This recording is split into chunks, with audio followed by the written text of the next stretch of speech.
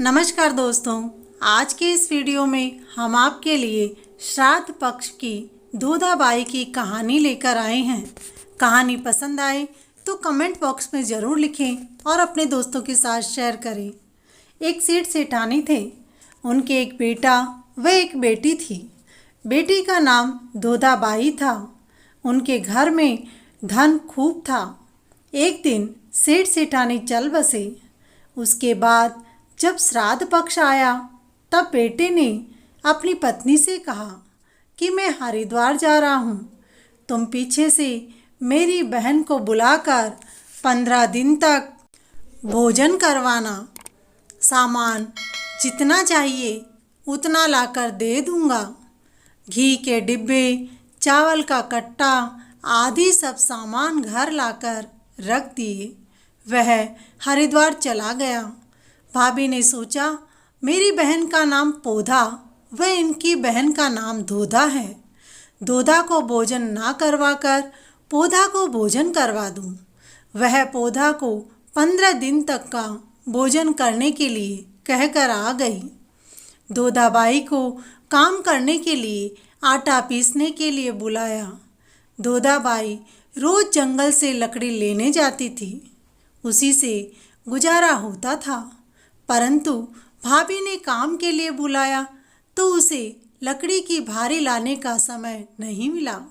बच्चे कहने लगे, माँ तुम तो ननिहाल चली जाती हो, हमारे लिए राब बनाने के लिए आटा कहाँ से लाओगी? माँ बोली कि मैं आटा पीसने जा रही हूँ। वहाँ से आटा छानने से हाथ भरेंगे व कपड़े भरेंगे। मैं घर आकर हाथ व कपड़े झटकूंगी। उससे जो आटा निकलेगा उस आटे से राब बनाकर पिला दूंगी। भाभी ने दिन भर आटा पिसवाया। फिर कहा कि श्राद्ध का काम है, इसीलिए कपड़े यहीं झटक कर और हाथ धोकर जाना। माँ घर गई तो उस दिन बच्चे भूखे ही सो गए, क्योंकि ना तो कपड़े झटकने से आटा निकला और ना ही हाथ से लकड़ियों की भारी से भी गई, नहीं तो लकड़ियाँ बेचकर भी काम चला लेती। थोड़े दिन हुए कि भाभी ने कहा कि भाई साहब, आपके माता पिता का दिन है तो रसोई बनाने के लिए आ जाना। बच्चे बोले, माँ हम उस दिन तो भूखे सोए थे, आज भी क्या भूखे रखोगी? माँ बोली, नहीं, आज नाना नानी का श्राद्ध है, तुम नाली के आगे कुल्हड़ियाँ रख देना। जब मैं चावल व आटे से भरे हाथ धोऊंगी तो नाले से कुल्हड़ियाँ भर जाएगी।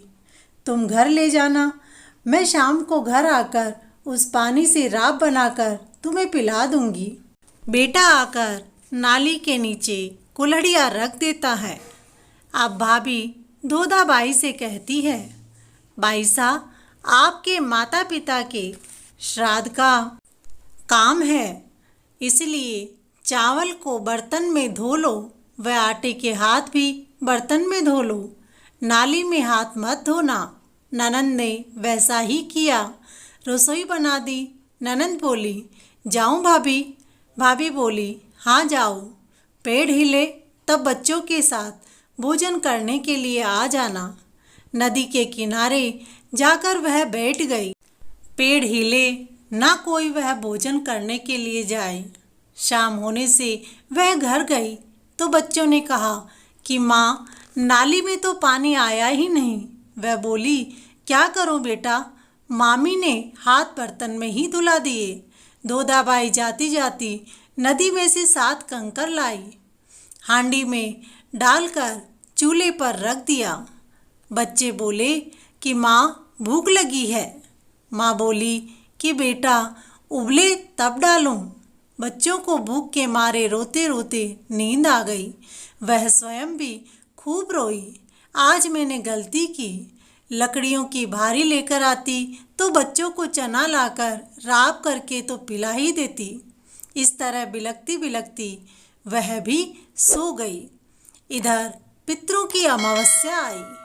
अपनी भूख को सहन किया, परंतु बच्चों को भूख से बिलखता देखकर वह खूब रोई। हरिद्वार में भाई तर्पण कर रहा था तो उस समय पानी में रक्त की बूंदें गिरने लगी। भाई ने ब्राह्मण से पूछा, ये क्या हो रहा है? ब्राह्मण ने बताया, तेरे तन की सवासनी कलप रही है, रो रही है, इसी कारण से पानी लाल हो गया है। वह बोला, नहीं, मैं तो पत्नी को कहकर आया हूँ कि 15 दिन तक मेरी बहन को भोजन करवाना। महाराज, बात आपकी झूठी है। महाराज ने कहा, नहीं मानो तो तुम्हारी इच्छा, बात तो यही है। भाई तर्पण करता करता उठ गया। वापस घर आते समय रास्ते में रात हो गई। वह एक पीपल के पेड़ के नीचे सो गया। पीपल के ऊपर से सारे पितर बात करने लगे। कोई कहने लगे कि मैंने तो लापसी खाई, किसी ने कहा चक्की खाई, तो किसी ने कहा घेवर खाए, पर सेठ सेठानी नहीं बोले। सभी पितर ने मिलकर कहा कि आपने कुछ नहीं बोले, आपके घर में तो धन खूब है। जब सेठ सेठानी ने कहा कि धन तो बहुत है, परंतु मेरी सवासनी ने भोजन नहीं किया, इस कारण हमको कुछ भी नहीं मिला। वह भाई नीचे सोता हुआ सुनता रहा। सारे पितर बोले कि हम सब मिलकर आपकी बेटी के यहाँ धन करने के लिए चलें। हाथ में एक मूसल और एक चीटिया लेकर सभी पितर दूधाबाई के घर चलते। चलते चलते बोलते जाते कि खेम कुशल हाथ में मूसल। सब पितर दूधाबाई के घर का दरवाज़ा खुलवाते हैं। दूधाबाई, दरवाज़ा खोलो। वह नींद में बोली, वह मेरे बच्चे भूखे सो रहे हैं, मैं नहीं खोलूं। पितरों ने कहा कि आप दरवाज़ा तो खोलो। उसने नींद में ही दरवाज़ा खोला। पितर चीटियों लेकर चारों ही कोने में घूमे। 4 चरु धन के निकले। एक चीटियों उसको दिया और कहा कि सुबह नहा धोकर चौका बर्तन करके यह चीटियों कढ़ाई में घुमा देना, तेरे मनपसंद का भोजन बन जाएगा। तुम और तेरे बच्चे पेट भर के भोजन करना।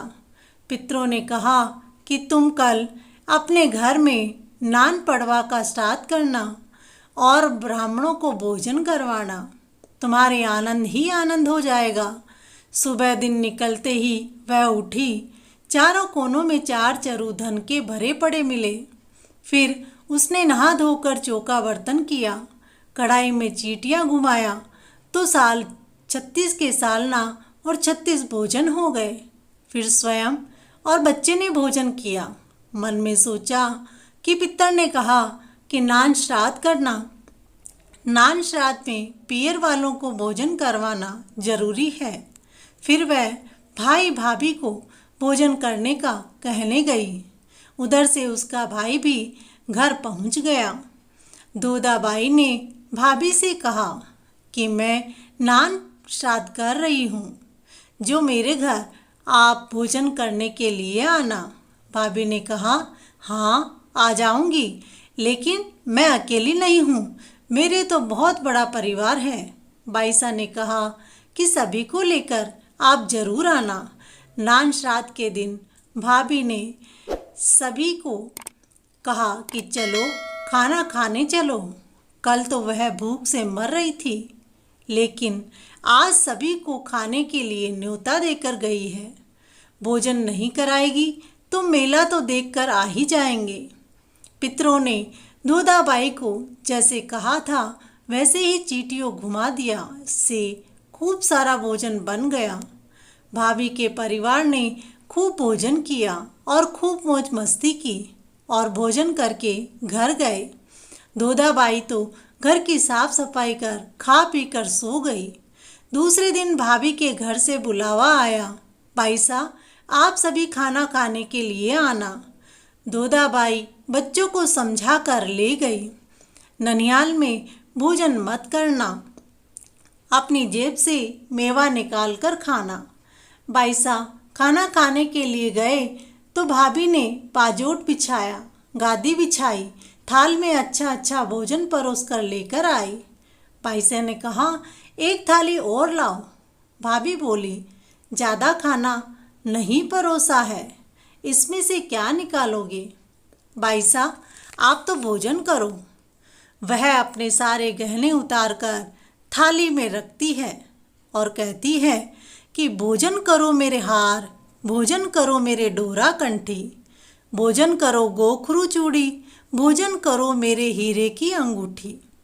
बच्चे भी जेब से मेवा निकाल करके खाने लगे।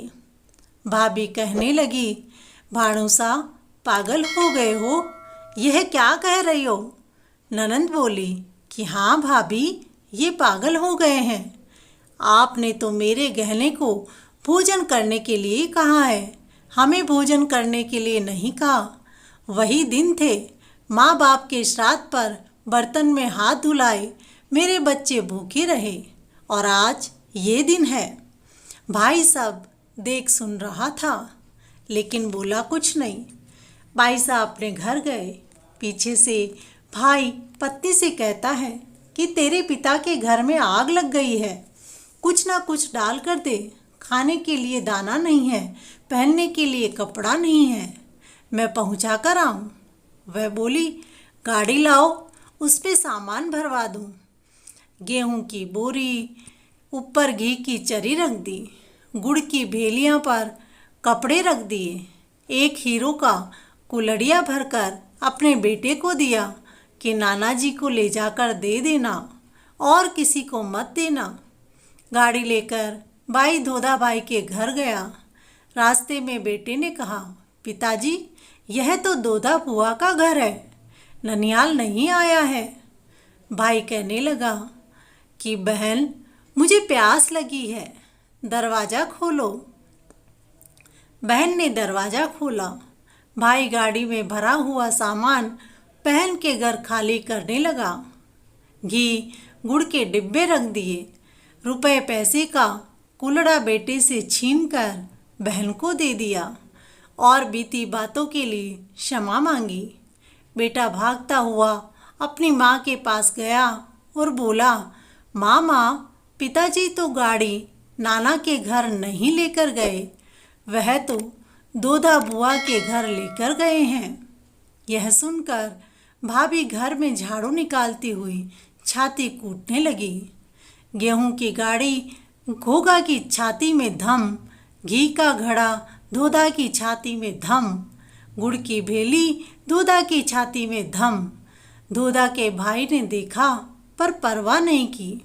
कुछ दिन बीतने के बाद एक दिन अपने पति से कहती है कि मेरी आंखों में दर्द हो रहा है, इसीलिए अपने आपके बहन भांजे को लेकर आओ, सफ़ेद कपड़ा ओढ़ा कर लाओ, सिर मुंडवा कर, काले हाथ पैर कर गधे पर बैठा कर लाओ, यह मैं देखूंगी तब मेरी आंखें ठीक होगी। भाई भी कम नहीं था, वह ससुराल जाकर उदास होकर बैठ गया।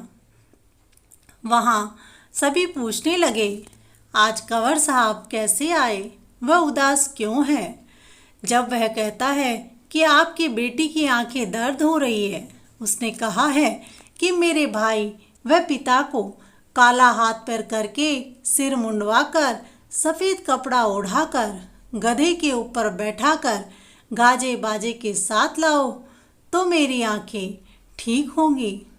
वह सभी तैयार होकर गधे के ऊपर बैठकर गाजे बाजे से रवाना हो गए। गाजे बाजे की आवाज़ सुनकर वह जल्दी से उठकर बाहर देखने आई तो भाई बोला, देख बंदा की चेरी, अम्मा तेरी या मेरी। यह देखकर वह बहुत दुखी हुई। तब वह गुस्से में लकड़ी लेकर चोटी पकड़कर धमकाता है कि तुम कहती हो मेरी बहन को 15 दिन तक श्राद्ध में भोजन कराया, तुम इतनी झूठी क्यों बोली? मैं सब जानता हूँ। जब मैं वहाँ पर तर्पण कर रहा था तब पानी रक्त से लाल हो गया, तुमने ऐसा क्यों किया? मेरे सारे पितर भूखे ही रह गए। फिर उसने पाँव पकड़कर माफ़ी मांगी, अब ऐसी गलती कभी नहीं करूँगी। हे पितर देवता, आप जैसे दोदाबाई पर प्रसन्न हुए, उसके घर में अन्न के भंडार भरे, वैसे ही सभी बहन बेटियों के घर में अन्न के भंडार भरना। बोलो पितर देवता की जय। दोस्तों कहानी पसंद आई हो तो वीडियो को लाइक करें, अपने दोस्तों के साथ शेयर करें। चैनल पर नए हैं तो चैनल को सब्सक्राइब करना ना भूलें।